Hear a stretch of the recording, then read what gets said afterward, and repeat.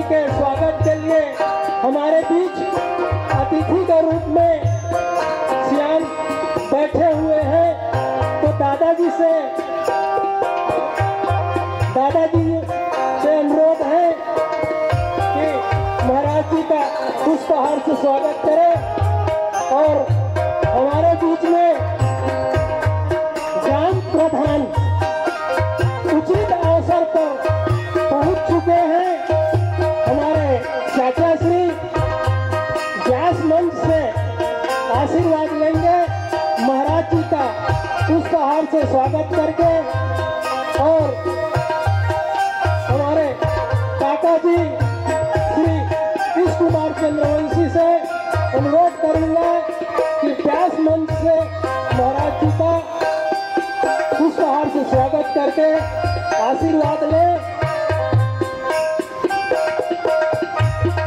और हमारे बीच में राजेंद्र भाई बैठे हुए हैं, वे आए और महाराज जी का पुष्पहार से स्वागत ले, व्यास मंच से आशीर्वाद ले। क्योंकि ये अवसर जो है बार बार ऐसा अवसर नहीं मिलता, तो अवसर को उचित जान करके आशीर्वाद प्राप्त करें, जिससे जीवन जो है सार्थक सुखमय और कर्म जो है निखारता आएगा। कर्म प्रधान विश्व करी राखा, जो जस करें तो तस फल क्या था। कहने की मतलब ये है कि मनुष्य का भाग जो है कर्म से ही बदलता है। तो सत्संग से, सद्गुरु के सानिध्य में आने से सद्ज्ञान की प्राप्ति होती है और कर्मों का सुधार होता है। तो ऐसे अवसर को जानकर ग्रामवासी जो भी प्रबुद्ध जन हैं, तो उचित समय को जान करके यथा समय यथा शीघ्र आने की कृपा करें। इसके पश्चात मैं महाराज जी से आग्रह करूंगा कि कथा श्रवण प्रस्थान आप लोग कराएं। बोल भागवत भगवान की जय।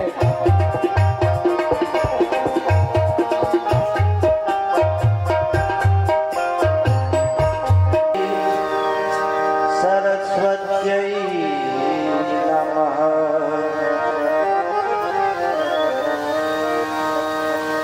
श्री श्री पुराण पुरुषाय नमः। अखंडानंद प्रबोधाय शिष्य संताप हारणे। श्री श्री हरिहरानंद रूपाय तस्मै श्री गुरवे नमः। नमः परमहंसास्वादित चरण कमल चिन्मकरंदाय भक्तजन मानस निवासाय श्री श्री रामचंद्राय।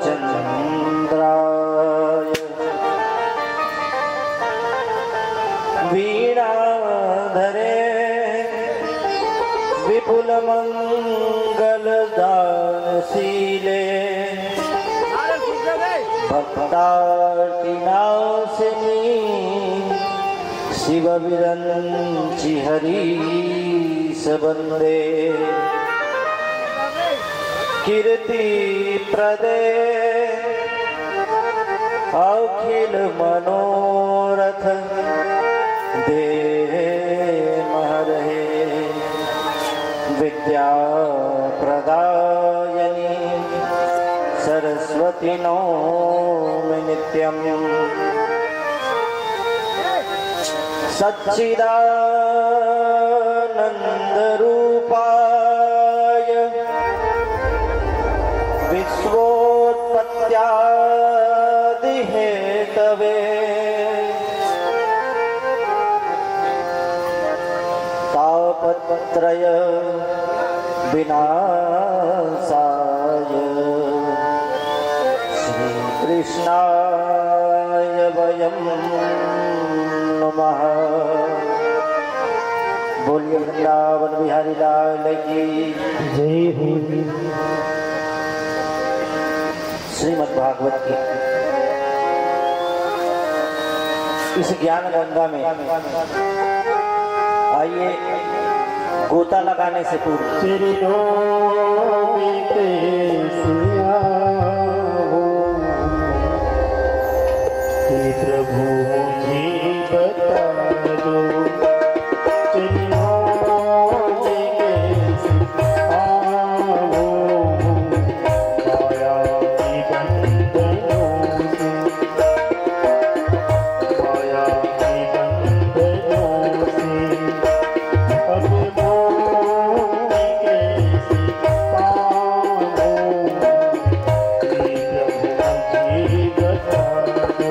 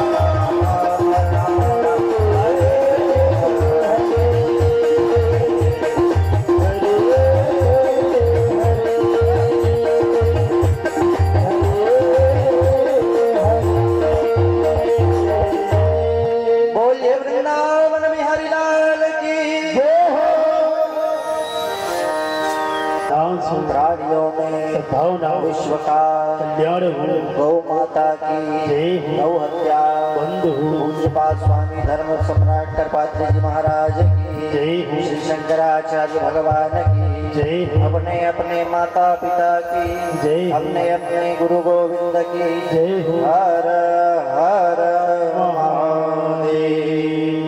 जय जय श्री राधे जय जय श्री राधे जय जय श्री राधे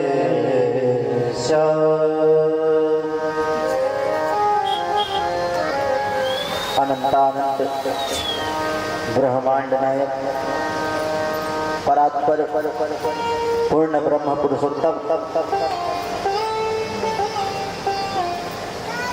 अखिल भुवन मोहन जानकी रमण सदघन चिदघन आनंद घन मूर्ति रस मूर्ति भाव मूर्ति श्री श्री राघवेंद्र सरकार उनकी परमाह्लादिनी महाशक्ति महाभाव स्वरूपा भगवती अघटित घटना पटियसी भगवती श्री जानकी उनकी अंशभूता देवियों सज्जनों मंचस्थ विराजमान हमारे तीनों भ्राता श्री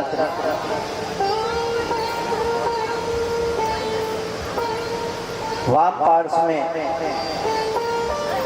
सुमधुर अपनी संगीत के द्वारा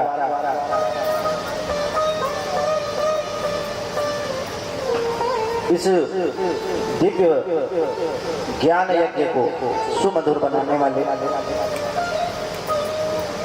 विनोद भैया सनत भैया लोकेश भैया साथ ही हमारे जजमान दंपति इस कार्यक्रम के मुख्य सूत्रधार हमारे दादा खेदू दादा एवं उनका समस्त परिवार।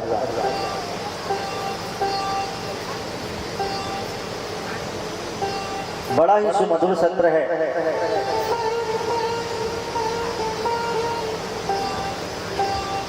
ये भागवत रूपी गंगा एक ऐसी गंगा है जिसमें त्रेता और द्वापर एक साथ एक समय में एक ही दिन में समागम हो जाता है। पता नहीं जब हमारे श्री रामचंद्र जी का जन्म हुआ होगा, जब उनकी लीलाएं हुई होंगी, जब उनका विवाह हुआ होगा, पता नहीं होता। श्री कृष्ण चंद्र जी का जब जन्म हुआ होगा, अनेक अनेक जो उन्होंने लीला की, विवाह किए, किसी भी कार्य के दृष्टा हम थे कि नहीं पता, परंतु सभी भक्तों के उद्धार हेतु भगवान स्वयं इस ज्ञान ग्रंथ के रूप में परिणित हो गए।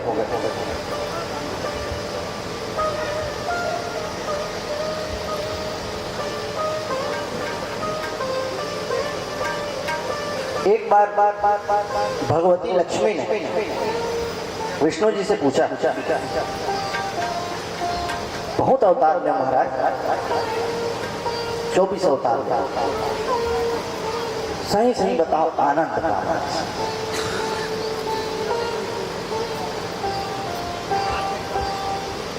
बोली सुहारा अवतार? बोले नहीं नहीं। नरसिंह अवतार? नहीं। कच्छप अवतार? नहीं। मत्स्य अवतार? नहीं, बिल्कुल नहीं।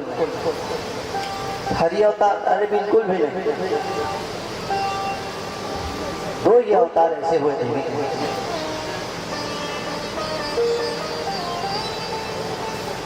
जिसमें हम अंश मात्र अवतार में, बाकी अवतारों की आपने चर्चा सुनी, कुछ क्षणिक मात्र उद्धार के लिए ही भगवान ने अवतार लिया।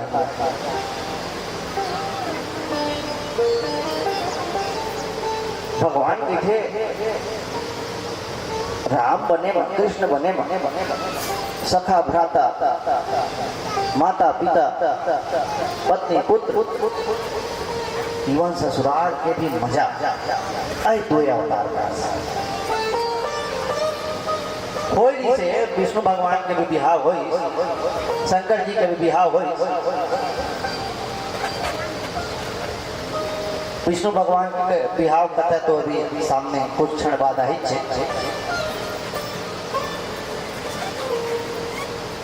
वो दिन समय नहीं शंकर जी बिहार सुनाते हैं तो सुनते हो।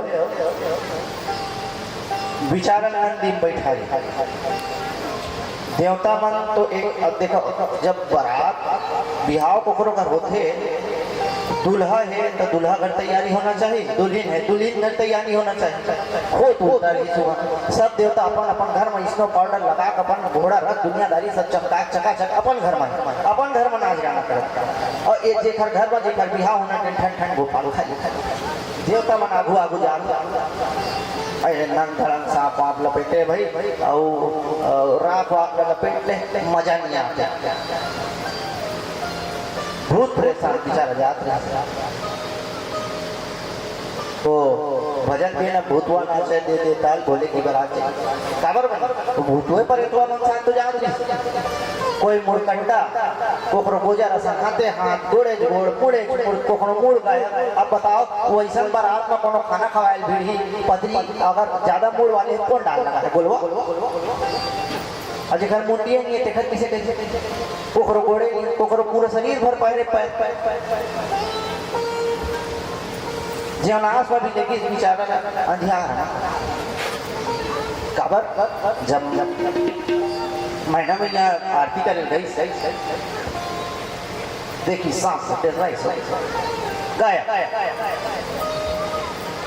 कन्हैया पता चले कुछ क्षणिक पहले भगवती रुक्मणी के साथ जब उनका विवाह हुआ बाकी सब बिहाव कबू एक दिन पहले कबू एक घंटा पहले और कबू तो दत्त क्षण ये राम जी का विवाह हुआ।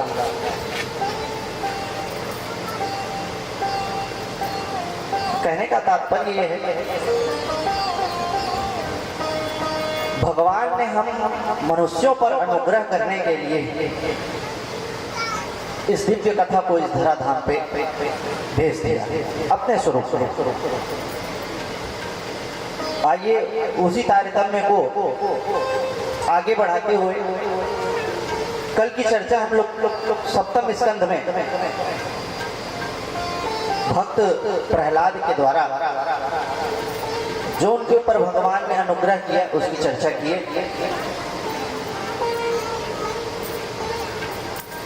आगे सुखदेव जी बताते हैं कि अष्टम स्कंद भगवान की आंख है। इस स्कंद में 24 अध्याय है और इसमें विभिन्न मनवंतरों की कथा है, इसीलिए इसे मनवंतर स्कंद भी कहा जाता है। मनु के समय के अंतर्गत को ही मनवंतर कहा जाता है, जिसमें कलयुग 4,32,000 वर्ष का, द्वापर 8,64,000 वर्ष का, त्रेता 12,93,000 वर्ष का एवं सतयुग 17,28,000 वर्ष का होता है। इन 4 चतुर्युगियों को मिलाकर एक मनवंतर है।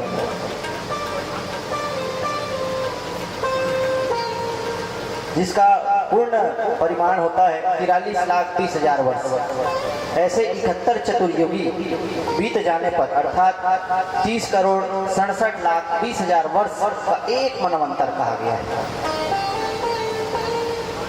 इसमें एक मनु और एक इंद्र का कार्यकाल होता है। इसी प्रकार 14 मनवंतर बीत जाने पर अर्थात 4,29,40,80,000 वर्ष ब्रह्मा जी का एक दिन होता है। इस गणना के अनुसार 15,67,33,92,00,000 वर्ष ब्रह्मा जी का एक वर्ष होता है। चतुर्थ मनवंतर के अंतर्गत ही सुखदेव जी कहते हैं कि परीक्षित इसी चतुर्थ मनवंतर के अंतर्गत ही भगवान ने हरि रूप लेकर गज का उद्धार किया, ग्राह के फंदे से उनको छुड़ाया था। परीक्षित पूछे, गुरुदेव ये कथा मैं विस्तार से सुनाई। सुखदेव जी कहते हैं, आसीत गिरिवरो राजस्त्री कूटः इति विश्रुतः शिरोदेनावृतः श्रीमन्यो जनायुतमूर्छितः। क्षीर सागर के तट में एक त्रिकूट पर्वत,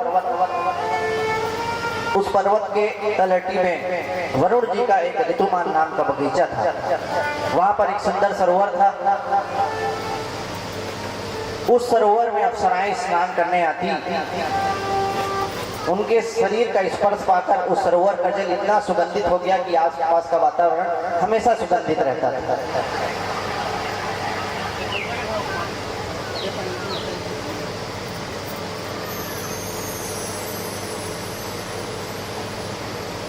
कालांतर में वहां एक हाथी गज निवास करता था, जो बहुत ही शक्तिशाली था। उसकी 10-12 हथनियां, 40-50 बच्चे बड़े सानंद से रहते थे। उस जंगल के जितने छोटे मोटे जानवर थे सब उनसे डरते थे। उनकी सुगंध पाकर दूर भाग जाते थे।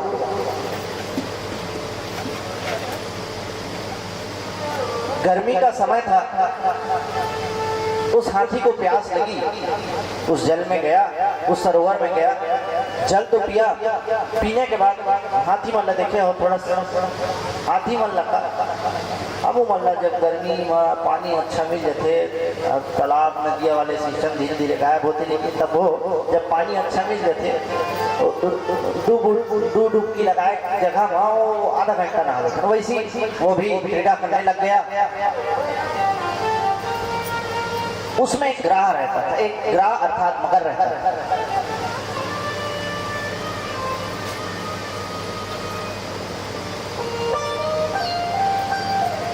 बड़े प्रेम से वो जल पिया। पीने के बाद अपने सूर से अपनी हथनियों एवं बच्चों को स्नान कराने लगा, जिससे उस सरोवर का जल पूरा पूरा हो गया। वो जो ग्राह था वो क्रुद्ध होकर उनका पैर पकड़ लिया। पैर पकड़ के बोला, अरे छोटा सा जी पैर पकड़ता है,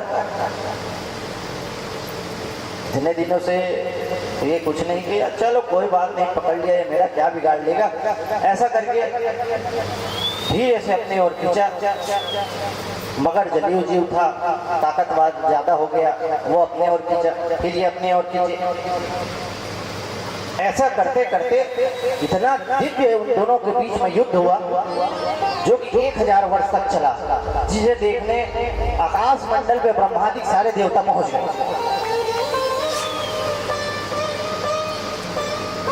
धीरे धीरे धीरे धीरे हाथी का बल क्षीण होते गया और वो जलीय जीव जो मगर था उसका बल और दिन प्रतिदिन बढ़ते गया। उस हाथी ने अपने परिवार को आवाज लगाई। हाथिनियों ने अपने सूंड पे सूंड, पूंछ पे पूंछ फंसा के खींचना चाहा। छड़ी खींचते, जब ग्राह खींचता तो सारे के सारे फिर अंदर चले जाते, फिर खींचते फिर अंदर चले जाते। परिवार ने भी धीरे धीरे उसका साथ छोड़ दिया। हाथी ने आवाज लगाई, अरे हमें बचाओ, कहाँ जा रही हो हमें छोड़कर। हाथी ने बोले, स्वामी या तो आप बाहर आ जाइए या अंदर ही चले जाइए, हम कब तक अपने बच्चों को भूखा मारेंगे। आज हथनियों ने भी मुंह फेर दिया। आचार्य कहते हैं कि यावत तो पाजन सत तव निज परिवारो रत पश्चात जीवनी जर दे भारत के यावत तो पाजन सत तव निज परिवारो रत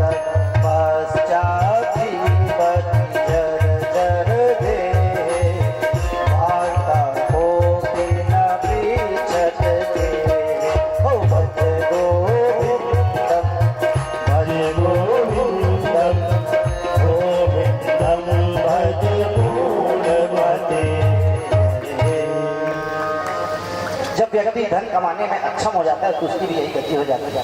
धीरे धीरे परिवार साथ छोड़ देता है, बाहर में हाथ लग जाता है, कोई उसे पूछता नहीं।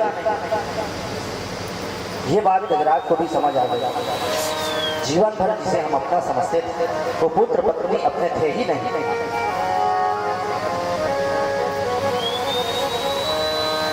सर्वशास्त्राणि विचार्यै च पुनः पुनः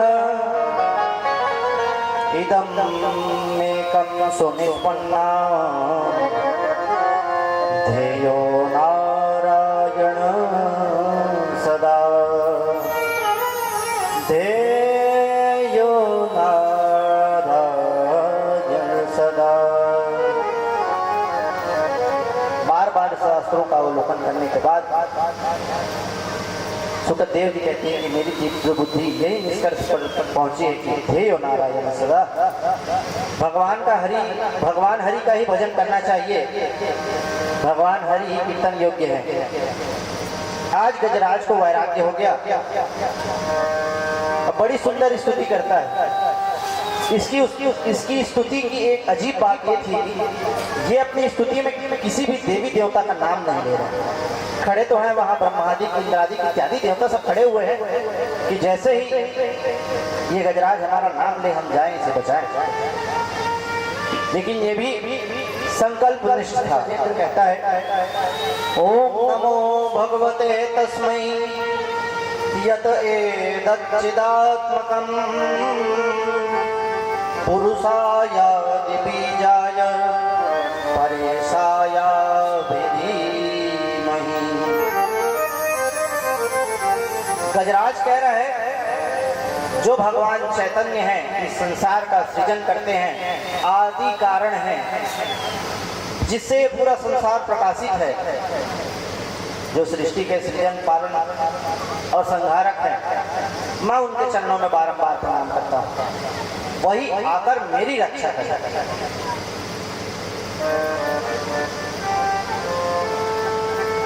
यानी उन्होंने हर देवी देवताओं के कार्य को बताया। अरुण, वरुण, वरुण, ब्रह्मा जी, इंद्र सब खड़े हुए, सब देख रहे हैं। भगवान भी अपनी शेष सैया में सोए सोए वैकुंठ पर बैठे बैठे ये सोचे जो किसी की स्तुति नहीं है वो मेरी स्तुति है। गजराज के इस दृढ़ संकल्प को देखकर भगवान तुरंत वहां से चल दिए।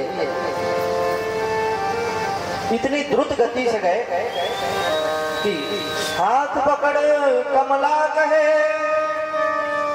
कहाँ चले यदुराज, हाथों कमला ने सुनी थी सुनी गजराज।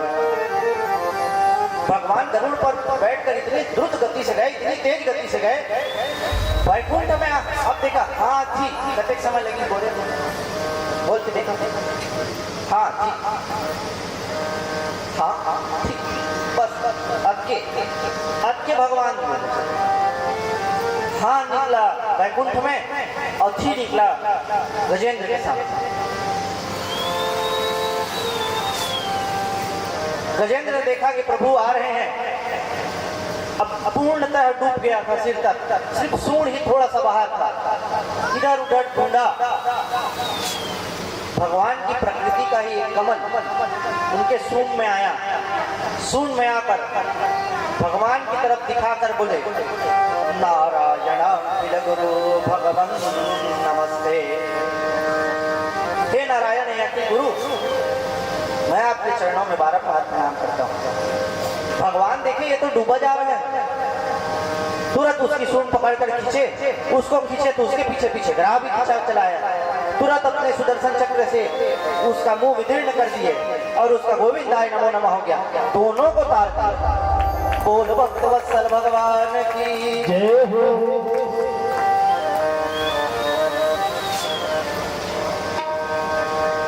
श्री वह चित्त विचार कियो जो कहाँ मम प्राण आधार पधारे, मोहि तजी पटपीठ तजी गजराज तजी पद त्राण विसारे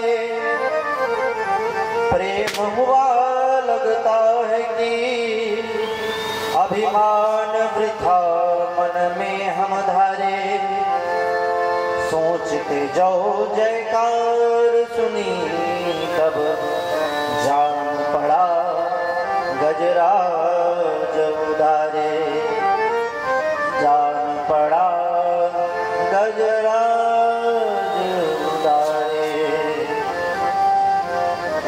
जैसे ही दोनों का उद्धार हुआ सभी देवता स्वर्ग से फूल बरसाने लगे, नगाड़े बजाने लगे, जय जयकार की ध्वनि होने लग गई। गज और ग्राह दोनों मुक्त हो गए, भगवान की स्तुति किए, स्वर्ग को चले गए। सुखदेव जी कहते हैं परीक्षित ये दोनों श्रापित थे पूर्व जन्म। श्राप श्राप श्राप परसों कह रहे हैं, कल भी कह रहे हैं, श्राप की गिनती रखना कच्चा झंडा श्राप लगी काला फायदा। अब कोई ऐसे निजी जंगला घाटा इसके अंदर फिर से श्राप। ये जो ग्राह था ना हुहु नाम का गंधर्व था। हाँ हाँ हुहु तू जन गंधर्व इधर काम है हंसा एक अरे शर्मा वाले कपिल शर्मा और जैसे हंसवाए काम करते नहीं करो काम वही है सभी देवी देवता मल्ला हंसवाए काम। हाँ हाँ हुहु नाम है। एक सरोवर के अंदर चले गया जहाँ देवल ऋषि संध्या वंदन कर रहे हैं। जल के अंदर से गया उनके पैर को पकड़ लिया। अब देखो हम नहा था कैसे नहा था कोनो नहीं दिखा बढ़िया एकदम तन्मय हो नहा था।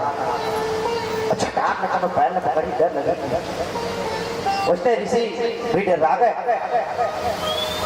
रात नीचे से भगवान ग्रह ने आज पकड़ लिया। अब ये हंसते हुआ क्यों महाराज डर गए ना। ऋषि गुस्सा आ गए, अरे मूर्ख हमारी संध्या में बाधा करता है, पैर पकड़ता है, जा मगर हो। तुरंत श्राप। कल मैंने बताया था संत का क्रोध क्षणिक रहता है, दूसरे के कष्ट को देखकर पिघलते हैं तो सिर्फ संत।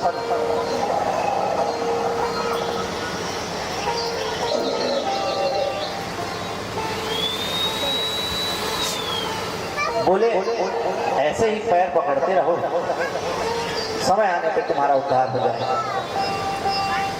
वही जो ग्राह था, वही जो हुहु नाम का गंधर्व था, वो ग्राह बना अर्थात मगर बना।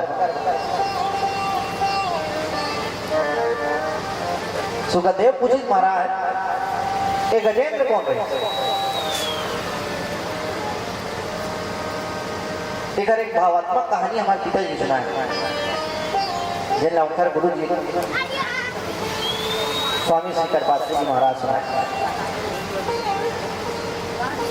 मस्त भगवान लोग उठाए हैं, जल से स्नान कराए हैं, चंदन लगाए, फूल चढ़ाए, होम दे दियम बाती रखें, माचिस मारने वाला कहे रहे तो आपको वो पूजन का फल मिलेगा।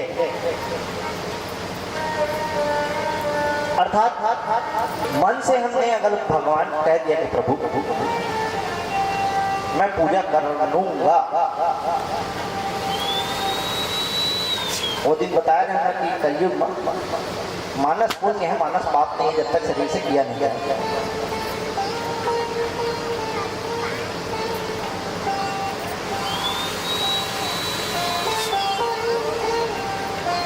सुखदेव जी बताए इसी प्रकार परीक्षित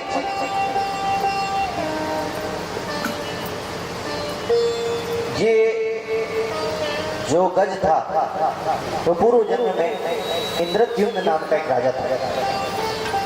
संपूर्ण अपना राजपाट छोड़ के वन में भगवान का भजन करता था। एक एक दिन सहसा पूजन कर ही रहा था कि मैं ध्यान नहीं रहा कि ऋषि आएगा। ऋषि ने देखा ये हमारा अपमान कर रहा है, फिर श्राप फिर आ गया, फिर आ गया। मूर्ख मूर्ख बैठा है हाथी की तरह, जा हाथी हो जाए। श्राप लगते ही इंद्रजीत ने उठा, प्रभु हम तो आने ही वाले थे, बस भगवान की पूजा में लगे थे, फिर सब पिघल गए। कहा कि कोई बात नहीं, श्राप तो विफल हो नहीं सकता, समयानंतर भगवान ये जो तुम्हारा पूजन का फल है वो तुम्हें प्राप्त होगा।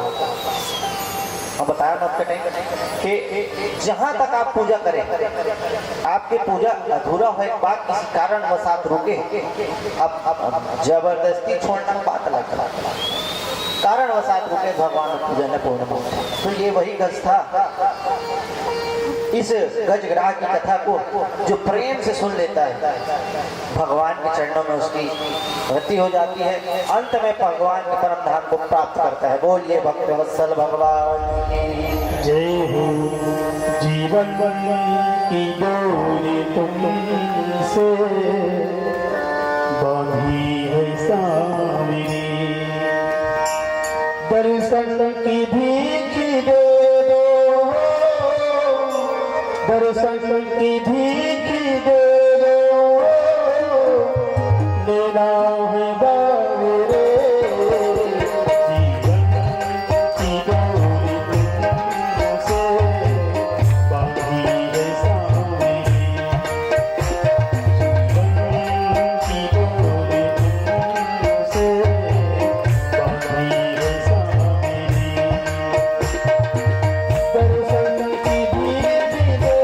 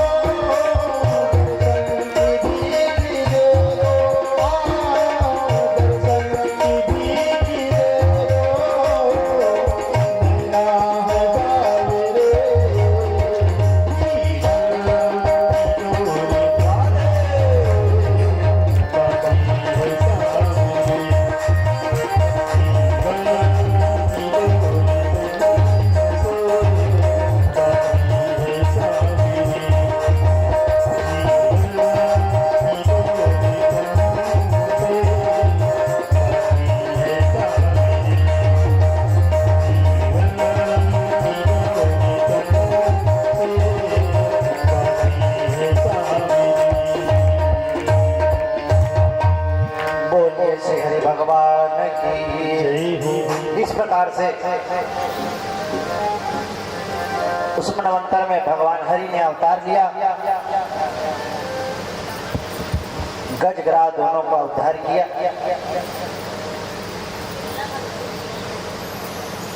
पर्यंत परीक्षित पूछते हैं, अब वो 4 दिन हो गए परीक्षित और सुखदेव जी सम्मान करें, आप हमारा सब 4 दिन हो। अब मैं जान पहचान दिया मोर साहब तो करीबन अधिकतर जन मिले जुले भाव घसेला सब जन, लेकिन मुक्त संत महात्मा से परीक्षित जी अब 4 दिनों से हमारे जैसे घसेला उचित। महाराज एक बात बताओ, ये लक्ष्मी नारायण की बिहाव एक एक हो एक बार तो पूर्ववर्ती हो गई से, परंतु लक्ष्मी मैया कैसे एक बार महाराज कथा सुना दो। सुखदेव जी मन में सोचा थे, जब अति संक्षेप में सुखदेव जी ने कृष्ण कथा को परीक्षित को सुनाना चाहा, उसे सुनकर परीक्षित ने तृप्ति नहीं हुई। उन्होंने कहा, भगवान कथितो वंश विस्तारो भवता सोम सूर्यो राज्यं च चोभयं वंशायानां चरितं परमाद्भुतम्। गुरुदेव, आपने मुझे बड़े विस्तार से चंद्र और सूर्य वंश का वर्णन सुनाया, मैंने सुना भी। गुरुदेव, आपने बताया कि यदुवंश में भगवान वसुदेव के घर अवतरित हुए। मैं जानना चाहता हूँ भगवान अवतार लेकर कौन कौन सी लीलाएं किए। तानी नौ वदन विस्तारम, वो कथा हमें विस्तार से सुनाइए, क्योंकि भगवान की कथा बहु रोग की औषधि है। भगवान की कथा सुनने से मेरी तृप्ति नहीं हो रही है। पशुओं के अलावा भला ऐसा कौन होगा जो भगवान की कथा सुन के तृप्त हो जाए। मानस में भी बाबा इस बात कहते हैं, रामचरित जे सुनत गाई रस विशेष जानाति नाही, जीवन मुक्त महामुनि जेऊ हरि गुण सुनहि निरंतर ते। सुखदेव जी बोले, परीक्षित, भगवान की कथा में सुनने के लिए आप इतने व्याकुल क्यों रहे? भगवान के साथ आपका क्या संबंध है? परीक्षित बोले, हमारा ही नहीं हमारे पूर्वजों का भी संबंध है। महाभारत के युद्ध में भीष्म, द्रोण, कर्ण जैसे बड़े बड़े राजाओं पांडव की सेना को निगलने के लिए हर पल तैयार बैठे थे, लेकिन भगवान की कृपा से मेरे दादा अर्जुन इत्यादियों ने कौरवों की उस सेना पर विजय प्राप्त किया। सुखदेव जी बोले, तुम अपने दादा का छोड़ो, भगवान के साथ तुम्हारा क्या संबंध है बताओ। परीक्षित बोले, अश्वत्थामा ने जब ब्रह्मास्त्र मातृगर्भ में मुझे नष्ट करने के लिए चलाया, तो मेरी माता के गर्भ में प्रवेश करके अपने निज अस्त्र से भगवान ने मेरी रक्षा की।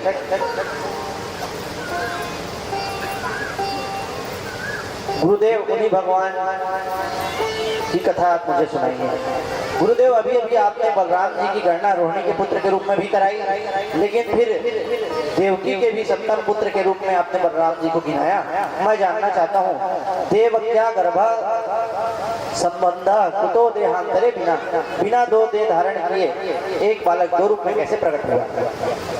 आपने मुझे बताया कि भगवान जन्म लेते ही पिता का घर छोड़कर चले गए, तो मैं जानना चाहता हूँ कि जन्म लेते ही भगवान कहाँ चले गए, फिर कितने दिन ब्रज में रहे, वहाँ कौन कौन सी लीला की, ये सारी कथा अब आप हमें सुनाएंगे। भगवान कितने वर्ष कहाँ रहे, उनके कितने विवाह हुए, ये सारी कथा हमें विस्तार से सुनाइए। सुखदेव जी बोले, राजन, आपको बैठे बैठे आज 4 दिन हो गए हैं, अभी तक आपने कुछ खाया पिया नहीं है। आप कुछ जल पी लीजिए, कुछ खा पी लीजिए, फिर मैं आपको आगे की कथा सुनाता हूँ। परीक्षित बोले, गुरुदेव, भूख प्यास की क्या पीड़ा है, ये मेरे मुझसे अच्छा कौन जान सकता है। इस भूख के कारण ही मुझे 70 दिवस में मरने का श्राप लगा है। इसलिए है मुनिश्रेष्ठ, आप मुझे कृष्ण कथा रूपी अमृत पिलाइए। राजन, सुखदेव जी बोलते हैं, राजन आपने आपके साथ साथ मेरा भी कल्याण कर दिया, क्योंकि वासुदेव कथा प्रश्न पुरुषां स्त्रीणां तुमातिः वक्तारं पृच्छकं श्रोतुं तत्पादादि शरीरं यथा। भगवान श्री कृष्ण की कथा, भगवान श्री कृष्ण की कथा के संबंध में प्रश्न करने वाले वक्ता, श्रोता और प्रश्नकर्ता तीनों ही पवित्र हो जाते हैं। राजन, ये बात उस समय की है जब पृथ्वी पर असुरों का अत्याचार एकदम ज्यादा बढ़ गया, तो पृथ्वी गाय का रूप धारण करके ब्रह्मा आदि देवताओं के साथ क्षीर सागर में भगवान नारायण के शरण में गई और वहां पुरुष सूक्त से स्तुति की। हरि ओम ओम सहस्र शीरखा पुरुष को, परमात्मा को हम प्रणाम करते हैं, ऐसी स्तुति की, क्योंकि जिसकी जो भाषा होती है उसे उस भाषा में समझाया जाए तो उसे जल्दी समझ में आता है। ब्रह्मा जी समाधिस्थ हो गए, समाधि खुली तो बोले भगवान से मेरी बात हो गई है। भगवान ने कहा है वासुदेव गृहे साक्षात भगवान पुरुष परा, कि मैं अपनी प्रियतमा के साथ वसुदेव जी के यहाँ पे प्रबंध कराऊंगा, अवतार लूंगा, इसलिए देवताओं तुम भी जाओ, गोपियां इत्यादि बन करके अपनी पत्नियों के साथ अवतार ले लो। देवता बोले हमें क्यों अवतार लेना पड़ेगा, हमें क्यों जन्म लेना पड़ेगा। ब्रह्मा जी बोले भगवान तुम्हारे लिए जन्म ले सकते हैं, तुम नहीं ले सकते। देवता ब्रजमंडल में आए, गोप गोपी बंदर भालू के रूप में अवतार ले लिए। सुखदेव जी कहते हैं परीक्षित, भूमंडल में एक मथुरा नाम की पुरी है, यहाँ की विशेषता है। सुखदेव जी बताते हैं हरिहर समाया है हरी डालियों में, वही गरजता है घटा कालियों में, पहाड़ों में सागरों में जलवे उसी के, वही झूमता है घटा कालियों में। मथुरा भगवान यत्र नित्यम सन्निहितो हरि, मथुरा में भगवान सदा विराजमान रहते हैं। ये संपूर्ण यादवों की राजधानी है। यहाँ के राजा है महाराज उग्रसेन, इनका परम दुष्ट पुत्र है कंस। कंस इतना दुष्ट था कि पिताजी को ही कारागार में डालकर स्वयं राजा बन गया। जब प्रजा ने इन्हें गाली देना प्रारंभ किया तो भाव बनाने के लिए अपनी चचेरी बहन देवकी का विवाह वसुदेव जी के साथ तय कर दिए, खुद दहेज दिए, खुद दान किए। भाव ये इतना बह गया, भाव दिखाने के लिए कि विदा करते हुए रथ का साथी स्वयं बन गया। लोगों की राय बदलने में ज्यादा समय नहीं लगता, खूब दहेज दिया, खूब दान किया, खूब दासदासियों को दान किया, तुरंत लोगों की भाषा बदल गई। अरे हमारे महाराज तो नारियल की तरह हैं, ऊपर से सख्त अंदर से नर्म। देवताओं ने देखा यह कुछ ज्यादा ही ढोंग कर रहा है, तुरंत आकाशवाणी कर दिए, अरे मूर्ख कंस, जिस देवकी के लिए तू इतना प्रेम फैला रहा है, तू जिसे इतना प्रेम से विदा कर रहा है, उसी का 8वां गर्भ तेरा काल होगा, काल होगा, काल होगा। अस्यास्त्वाम अष्टमो गर्भो हंताम वा वह से बुध। अब तो पापमती था, घोड़े की लगाम छोड़ा और तुरंत तलवार उठा लिया। इसी बात को बाबा भी लिखते हैं कि दामिनी दमक रही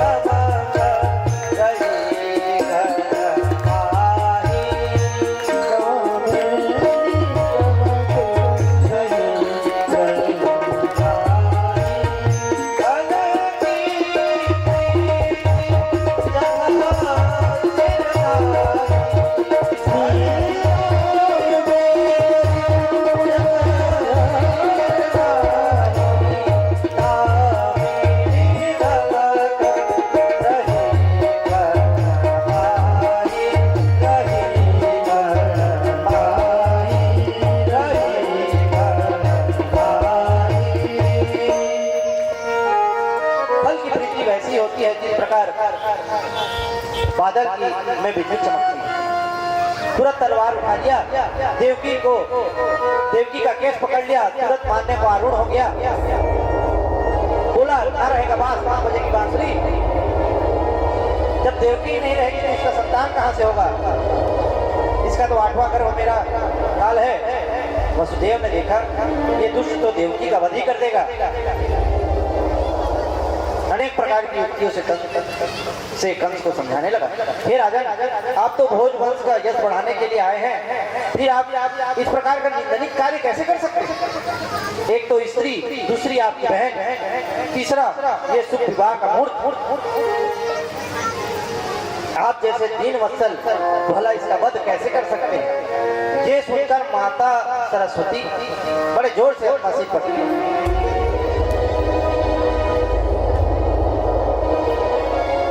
हे भगवान, ये वसुदेव जी इस पापी को 3 वत्सल कह रहे हैं, फिर हमारा क्या होगा? तो बोले ये वो वाला 3 वत्सल नहीं, दीनानाथ अभिवत्सला। ये तीनों का भी ऐसी नहीं, बल्कि ऐसा 3 वत्सल है कि दीनानाथ अभिवत्सलान लादी मुंचति अपहरति इति 3 वत्सल। ये गरीबों का एक बछड़ा भी नहीं रहने देता, ऐसा 3 वत्सल। वसुदेव जी ने बहुत समझाया, मृत्यु तो जीवन का अटल सत्य है, आज नहीं कल सबको आना है। बोले जो आया है सो जाएगा, राजा रंग फकीर, कोई सिंहासन चढ़ चला, कोई बंधा जंजीर।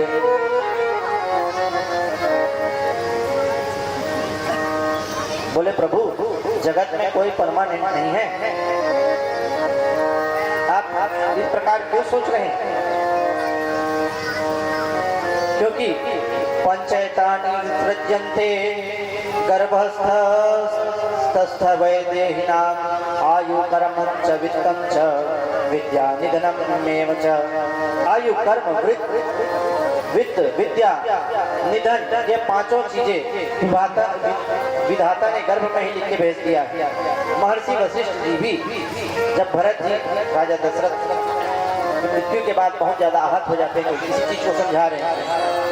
सुनहु भरत भावी प्रबल, बिलखि कहे सती भाव, बिलखि कहे मुनिना, हानि लाभ जीवन मरण, जस अब जस विधिहा। जीवन मरण यश हानि लाभ ये अपने हाथ में नहीं है, सब विधाता लिख के देता है। वसुदेव जी ने कंस को बहुत समझाया, लेकिन कंस माना नहीं। वसुदेव जी बोले आपको देवकी के 8वें संतान से भय है ना, तो मैं आपको 8वें संतान सौंप दूंगा। कंस जानता है वसुदेव जी झूठ नहीं बोलते हैं। उनको कारागार में बंद करा दिया। समय बीता, वसुदेव और देवकी के गर्भ से कीर्तिमानतः प्रथमंजम कंसायाम ककुंदुभिः, कीर्तिमान नाम का प्रथम पुत्र उत्पन्न हुआ। वचनानुसार वसुदेव जी उसे लेकर कंस को समर्पित कर दिए। कंस बालक को देखा, उसे दया है, नन्हा सा बालक, ये नन्हा सा बालक भला मेरा क्या बिगाड़ लेगा? हमें तो इसके 8वें गर्भ से 8वें संतान से भय है, ले जाओ इसे। वसुदेव जी लेकर चले गए। अब नारद जी सोचे अगर ये ऐसी दया दिखाता रहेगा तो इसका पाप का घड़ा कैसे जल्दी भरेगा। तुरंत नारद जी वहां पहुंचे। कल मैंने बताया था नारद जी को देवता, दानव, यक्ष, गंधर्व, किन्नर सब प्रणाम करते हैं, क्योंकि वो कौन है? सकल कुशल पात्रम ब्रह्मपुत्रम नतास्मि, जयति जगति माया। कुशल पात्र है नारद जी महाराज। तुरंत आए, एक कमल का पुष्प लिए और कंस को दिए। कंस बोला क्या है महाराज, आप नहीं जानते? बोले हम जानते हैं। अच्छा इसमें से बताओ 8वीं पंखुड़ी कौन सी? ऐसे पकड़ा गिना, 1 2 3 4 5 6 7 8। अब बोला चलो जो एक हो ये हो, अब उसको छोड़ो, 2 से 1 फिर गिना 1 2 3 4। समझ में नहीं आ रहा। अच्छा एक लकड़ी मंगवाए, सामने 8 लकीर खींचे, बोले चलिए बताइए इसमें से 8वीं लकीर कौन सी है? बोले एक ये 8। अब बोले 2 से गिनो, इधर 8, इधर से गिनो, इधर 8, 8 8 8 ऐसा पाड़ा पढ़ाया नारद जी ने, तुरंत समझ गया। बोले समझ गया प्रभु, 1 भी 8 है, 2 भी 8 है और 8 भी 8। तुरंत कंस ने वसुदेव जी को बुलाया, उस बालक को पकड़ के तुरंत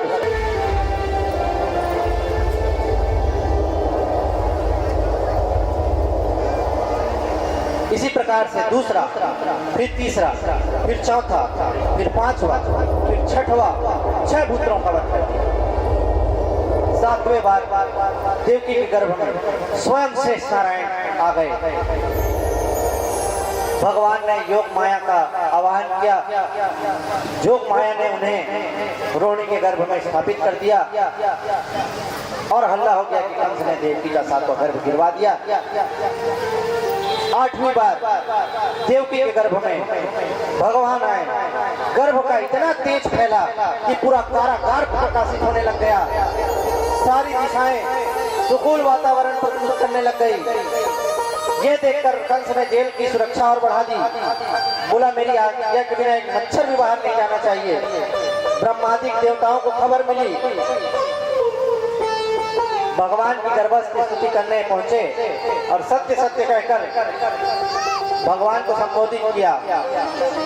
सत्यव्रतम सत्य परम त्रिसत्यम सत्यस्य योनिं निहितं च सत्यम सत्यस्य सत्यमृतं सत्यनेत्रं सत्यात्मकं त्वां शरणं प्रपन्ना। देवताओं ने 9 बार सत्य सत्य कहकर कहा है भगवान, क्योंकि एक अंक की सबसे बड़ी संख्या क्या होती है? 9 करो, जो उत्तर आएगा उसको फिर जोड़ो तो फिर 9। जैसे 9 दूनी 18, अलग अलग करके जोड़ो, बीज गणित के साथ 18 का 1 और 8 9।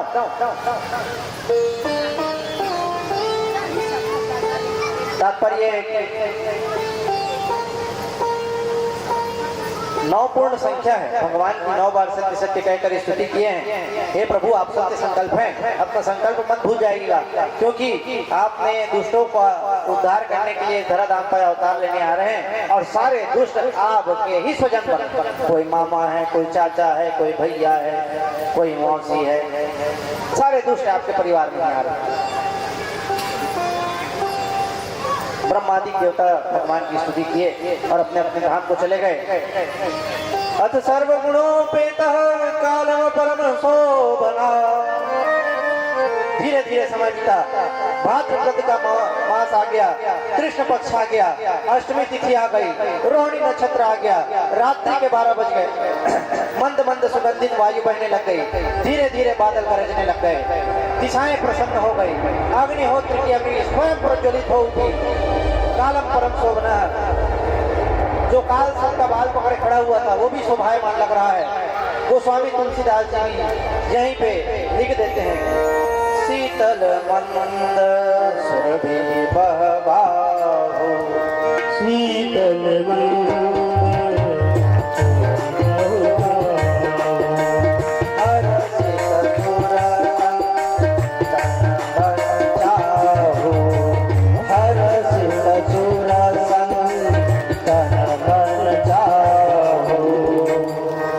रात्रि के ठीक 12 बजे माता देवकी के सामने भगवान चतुर्भुज रूप में प्रकट हो गए। बोलिए श्री कृष्ण भगवान की जय हो। तम अद्भुतम बालकमं भुजेक्षणं चतुर्भुजं शंख गदार युधायुधं श्रीवत्सलक्षणं गलशोभित कौस्तुभं पीताम्बरं सान्द्रपयोध शोभगं। चतुर्भुज रूप में भगवान गले में कौस्तुभ माला है, प्रकट हो गए, शंख चक्र गदा इत्यादि हाथों में लिए हुए हैं, श्याम वर्ण के हैं, वसुदेव देवकी मैया, वसुदेव और देवकी मैया के सामने दोनों ने स्तुति की, मैया बोली बालक प्रभु आप तुरंत बालक हो जाइए, नहीं तो एक कंस आपको मार डालेगा। भगवान बोले धीरे से अपना चक्र दिखाए, बोले मैया ये केवल दर्शन कराने के लिए नहीं है, ये गला भी काटता है, हम तो मामा जी का उद्धार करने आए हुए हैं, आज मिल गए तो आज ही कर जाएंगे। मैंने आपको इसलिए दर्शन दिया है कि आप स्वयं मनवंतर में आप दोनों कृष्णी और सुप्पा नाम के प्रजापति थे। आप लोगों ने मेरी घोर तपस्या की थी और जब मैंने आपसे वरदान मांगने के लिए कहा तो आपने कहा था कि आपको मेरे जैसा ही पुत्र चाहिए। दान शिरोमणि कृपा निधान नाथ कहूँ सती भाव, चाहिए तुम समान सुत प्रभु सन कौन दुराव। भगवान ने विचार किया एको हम क्यों नास्ती, तो मैं ही आपके पुत्र बनकर आ गया।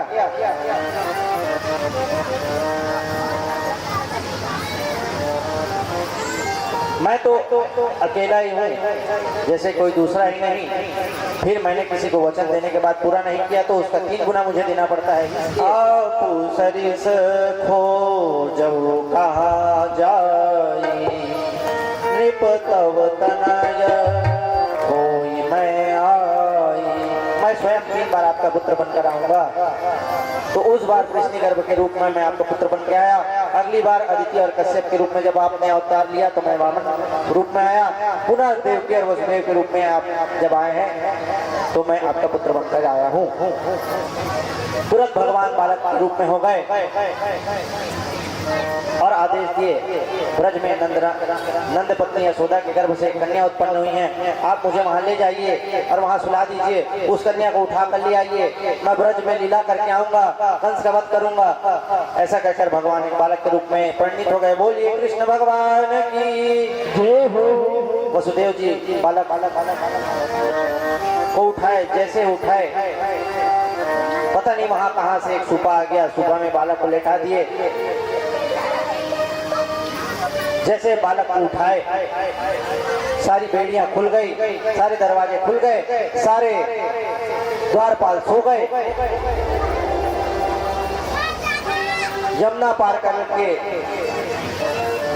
नंदरानी के महल में जो कन्या लेटी हुई थी उसे लेकर आए और प्रभु को वहां सुला दिया। जैसे ही उस कन्या को लेके आए, बेड़िया स्वयं फिर से लग गई।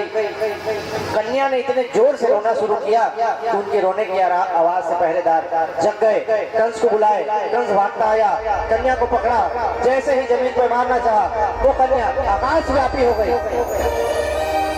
और अष्टभुजी देवी के रूप धारण करके बोली किम मया हंतव्यम मंदा जाता खलु तवल तवलता। अरे मूर्ख कंस, तू मेरा पैर पकड़ रहा है, इसलिए मैं तुम्हें बता दूं कि तुझे मारने वाला कहीं और जन्म ले चुका है। कंस बोला बहन जी कहाँ जन्म लिया है बताओ।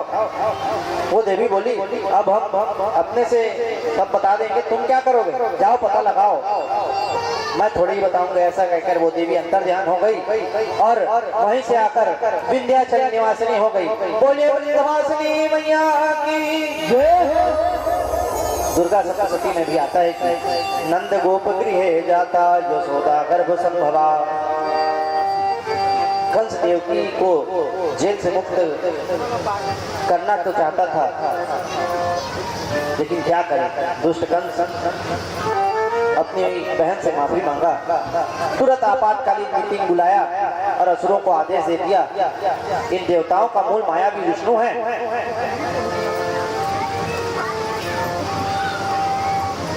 जहाँ पर भी वेद ब्राह्मण गाय की सेवा हो रही हो, सत्य बोला जा रहा हो, यज्ञ हो रहा हो, दया हो रही हो, दान हो रहा हो, सबको नष्ट कर दो। जहाँ भी सत्कर्म सुनाई दे रहा है सबको नष्ट कर दो और 15 दिन के भीतर जितने भी बालक हुए हो उन्हें मृत्यु के गाल में समवा दो।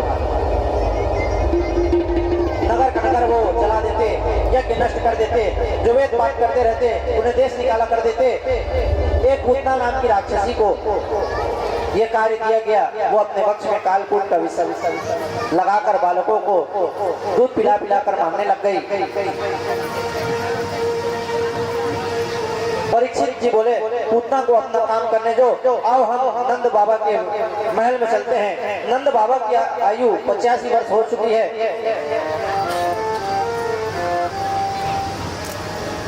कोई संतान नहीं हुआ है। सुबह सुबह गौशाला में जाते हैं, संतों के आशीर्वाद से गर्भ रहा, बालक हुआ, कन्या हुई, लेकिन पता नहीं चला क्योंकि भगवान के आदेश से सब अदला बदली हो चुकी है। उनकी बहन है सुनंदा, जिसको बुला के ले आए हैं।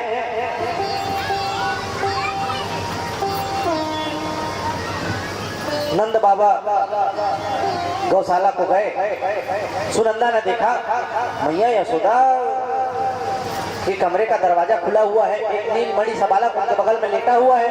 उनकी खुशी का तो ठिकाना ही नहीं रहा। तुरंत नंद बाबा के पास गई, बोली बधाई हो, बधाई हो।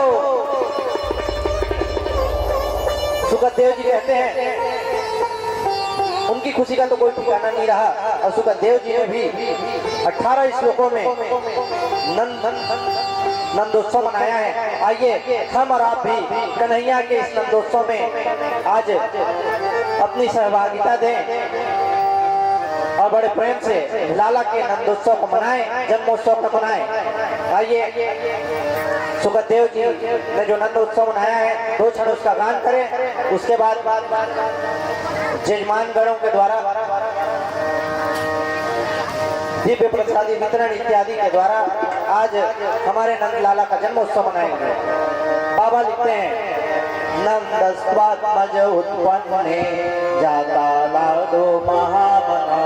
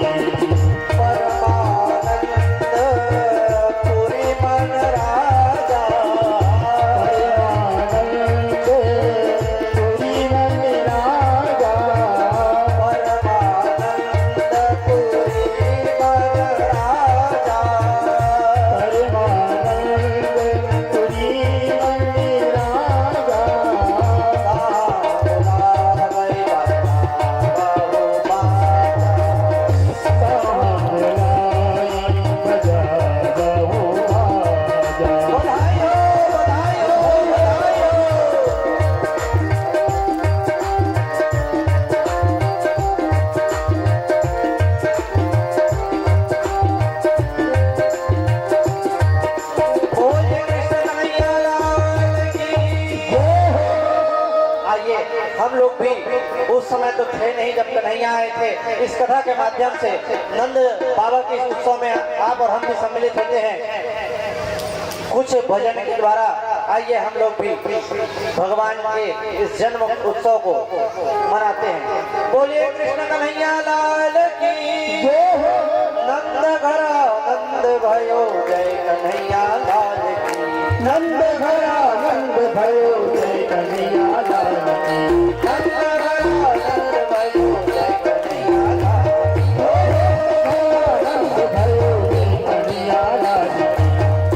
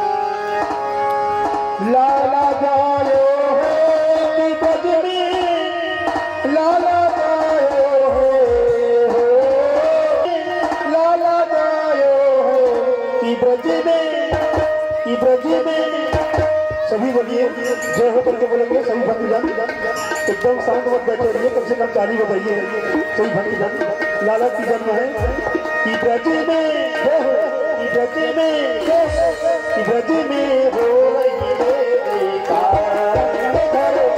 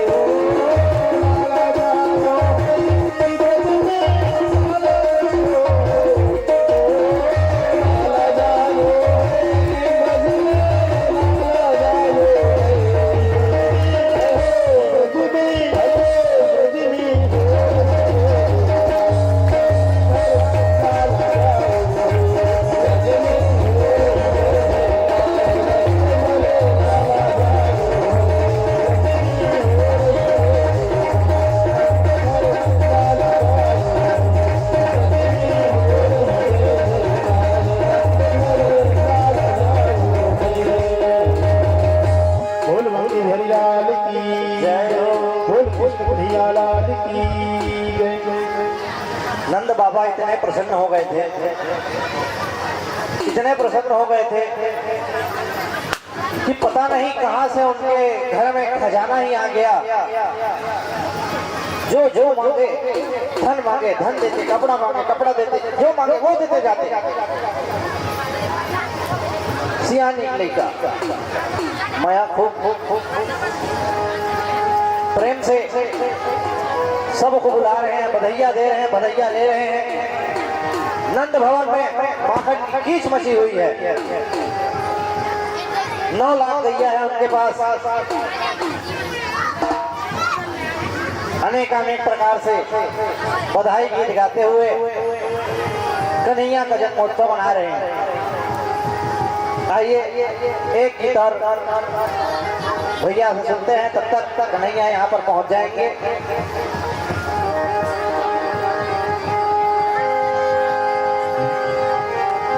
लल्ला जनमी सोनियाई हो, कृष्ण जनमी सोनियाई, यशोदा मैया दे दे बधाई।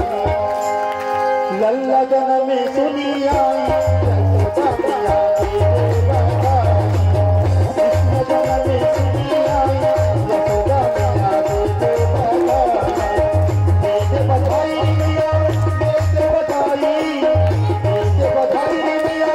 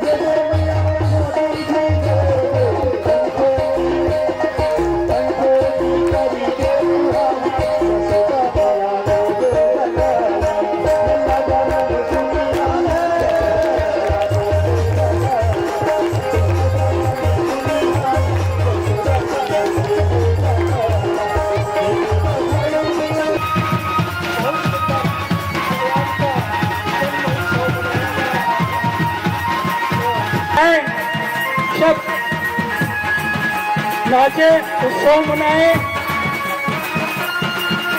ऐसा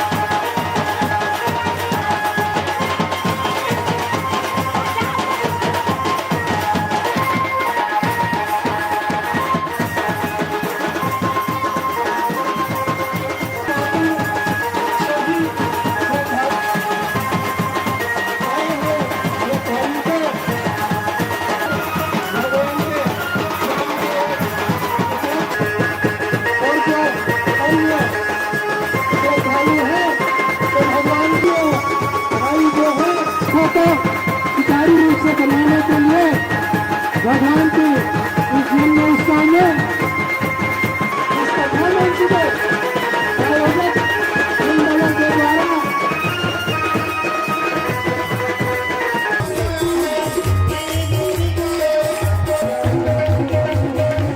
हम सब बोलेंगे बोलेंगे हैप्पी बर्थडे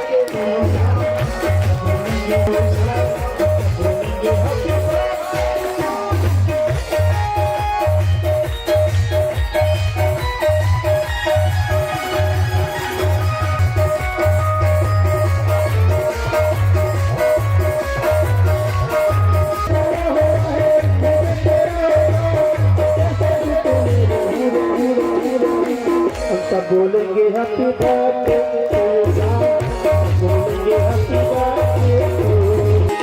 श्री रसदातो परमात्मारो श्री रसदातो